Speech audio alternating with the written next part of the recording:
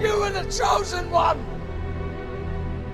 It was said that you would destroy the Sith, not join them!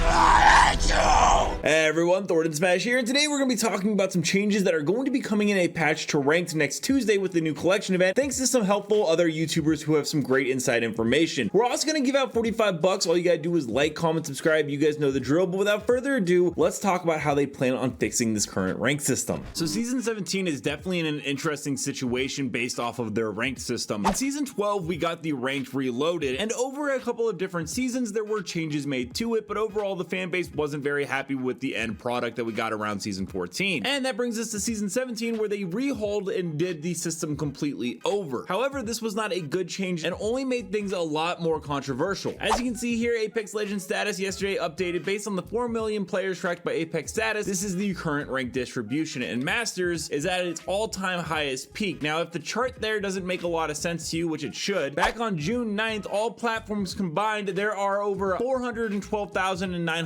Masters. This is very quickly approaching 500,000 before we're even halfway through the season, and it would not surprise me if we hit 1 million. However, there is a great YouTuber and a very reliable source. His name is Games, and he actually let us know some information about how Ranked is going to be getting a changes, most likely on June 20th patch for when we get the Dress to Kill event coming up. Now, in his video, he wasn't able to give us a specific insight into what those changes actually are going to be, but based off of what EA David, who is a dev on the team known as Frozen Fro, he did let us know that they actually went ahead and did a little bit of tinkering behind the scenes, and the bonus system will detect players trying to rat and withhold unearned bonuses. Their progress upward will dramatically slow down. Purely ratting is supposed to be an ineffective strategy at climbing. Now, when they did that messing around and trying to tinker with it and fix it, what this actually ended up causing is something that Kobe has made very abundantly clear, where there is a huge issue where players just aren't able to get any LP whatsoever from eliminations. He's getting 20 to 30 kill games, and he's just getting his normal placement bonus. And this isn't just a Kobe issue, as there is a thread on the EA forums with over like 300 people commenting that they have this bug and issue. So it does seem like on the June 20th patch, they are actually going to make it so that ratting will no longer be that effective as you get into higher tier lobbies, and that is going to be their fix to the system. And they'll probably make this information more publicly available in a blog post rather than just a dev in a random EA forum post as EA David did. But something that